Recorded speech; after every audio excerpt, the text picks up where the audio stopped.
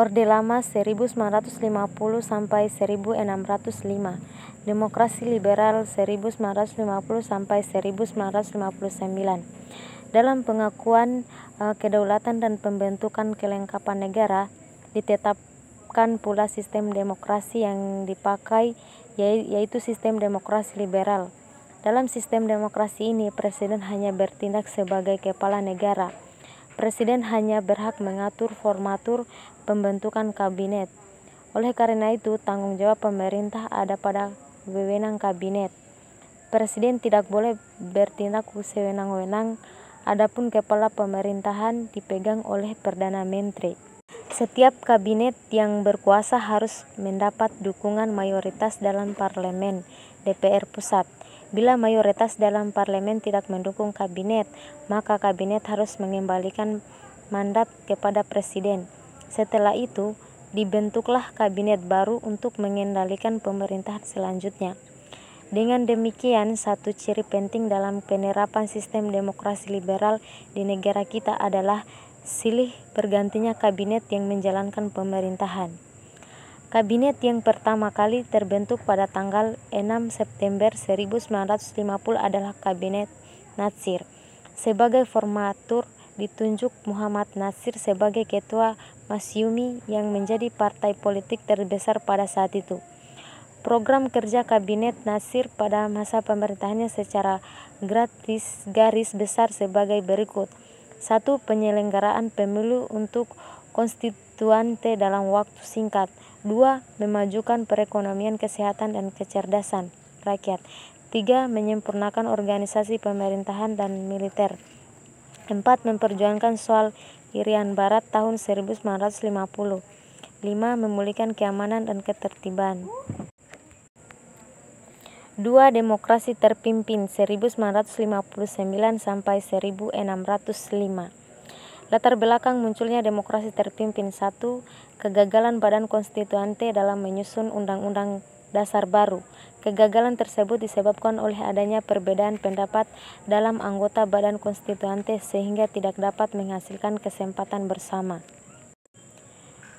2. Presiden Soekarno mengeluarkan Dekret Presiden 5 Juli 1959 yang bertujuan untuk menyelamatkan negara dalam kondisi genting. Yang ketiga, munculnya gerakan separatisme. Gerakan separatisme adalah suatu gerakan yang ingin mengambil alih kekuasaan secara paksa. Yang empat, sering berganti-ganti kabinet. Kehidupan politik pada masa demokrasi liberal juga ditandai dengan jatuh bangunnya kabinet sehingga menimbulkan munculnya ketidakpercayaan rakyat terhadap pemerintah sebab banyak program kerja dari masing-masing kabinet tidak dapat direalisasikan dengan baik. 5. Munculnya persaingan dari masing-masing partai politik. Kehidupan politik pada masa demokrasi liberal ditandai dengan munculnya persaingan yang tidak sehat dan saling menjatuhkan oleh masing-masing parpol, sehingga menyebabkan ketidakstabilan politik dan pecahan bangsa. B. Sistem politik demokrasi terpimpin. Kekacauan terus-menerus dalam kesatuan negara Republik Indonesia yang disebabkan oleh begitu banyaknya pertentangan terjadi dalam sistem kenegaraan ketika berlakunya sistem demokrasi liberal. Pergantian dan berbagai respon dari daerah dalam kurun waktu tersebut memaksa untuk dilakukannya revisi terhadap sistem pemerintahan. Insinyur Soekarno selaku presiden memperkenalkan konsep kepemimpinan baru yang dinamakan demokrasi terpimpin. Tonggak bersejarah dan berlakukannya sistem demokrasi terpimpin adalah dikeluarkan Dekret Presiden 5 Juli 1959. Peristiwa tersebut mengubah tatanan kenegaraan yang telah terbentuk sebelumnya. Dengan diberlakukannya Dekret Presiden 1959, terjadi pergantian kabinet dari Kabinet Karya pimpinan Insinyur Juanda yang dibubarkan pada 10 Juli 1959 dan digantikan dengan pembentukan Kabinet Kerja yang dipimpin oleh Insinyur Soekarno sebagai Perdana Menteri dan Insinyur Juanda sebagai Menteri pertama.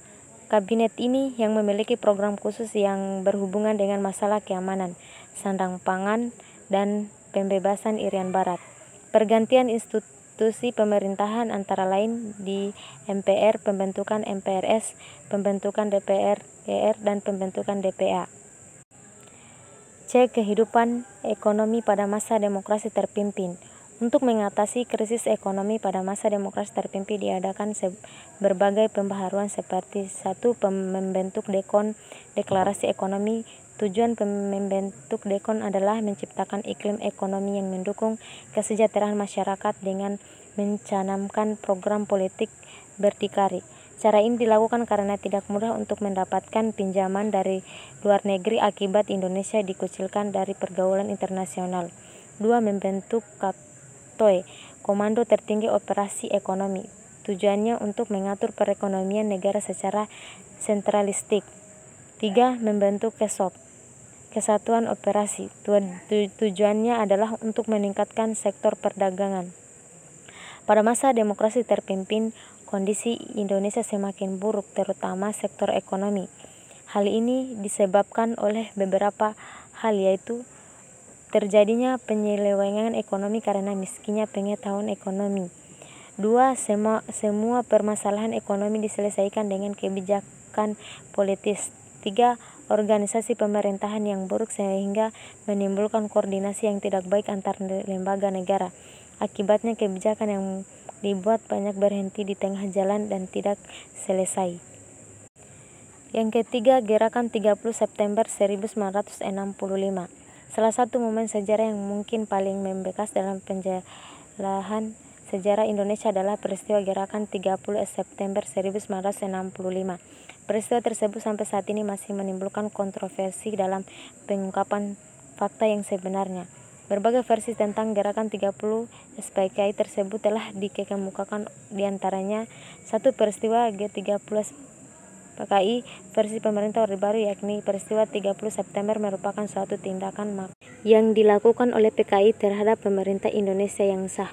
2. Peristiwa G30 SPKI lebih dikenal dengan sebutan pemberontakan yang dilakukan PKI dengan melakukan kudeta yang ditandai dengan adanya penculikan dan pembantaian terhadap para jenderal Angkatan Darat yang dianggap sebagai penghalang untuk menyebarkan pengaruh paham komunis. Yang ketiga, gerakan PKI ini menjadi isu politik untuk menolak laporan pertanggungjawaban Presiden Soekarno di hadapan MPRS yang pada waktu itu diketahui oleh Ahmad Nasution. Dengan ditolaknya laporan pertanggungjawaban Presiden Soekarno ini, maka berakhirlah pemerintahan presidensial dan Indonesia kembali ke pemerintahan yang berasaskan Pancasila dan Undang-Undang Dasar 1945. B. Orde Baru. 1. Lahirnya Orde Baru. Akibat adanya pemberontakan Gerakan 30 September, timbullah reaksi dari berbagai parpol, ormas mahasiswa dan kalangan pelajar. Pada tanggal 8 Oktober 1965, partai politik seperti IPTKI, NU, Partai Kristen Indonesia, dan organisasi massa lainnya melakukan apel kebulatan tekad untuk mengamankan Pancasila dan menuntut pembubaran PKI serta ormas-ormasnya. Pada tanggal 23 Oktober 1965, parpol yang anti-komunis membentuk Front Pancasila dan diikuti oleh pembentukan KAMI, Kesatuan Aksi Mahasiswa Indonesia, KAPI, Kesatuan Aksi Pelajar Indonesia, dan lain-lain. Pada tanggal 10 Januari, yang kedua, kebijakan politik Orde Baru. Rezim Orde Baru memiliki kekuasaan penuh mengendalikan kehidupan politik masa itu. Kebijakan politik yang diterapkan dalam masa Orde Baru dapat dilihat dari awal lahirnya Orde Baru. Pemberangusan hak berpolitik pada anggota PKI dan keluarganya merupakan salah satu kebijakan yang mengundang kontroversi dari masyarakat. Pemerintah Orde Baru memberikan kesempatan politik hanya kepada golongan tertentu saja menjelang dilaksanakannya pemilu pada tahun 1907. Jumlah partai yang menjadi peserta tidak sebanyak partai politik di tahun 1955. Dari hasil pemilu tersebut, para wakil-wakil partai menduduki 360 kursi ditambah 100 kursi lagi yang anggota-anggotanya diangkat oleh presiden, sehingga anggota DPR berjumlah 460 orang.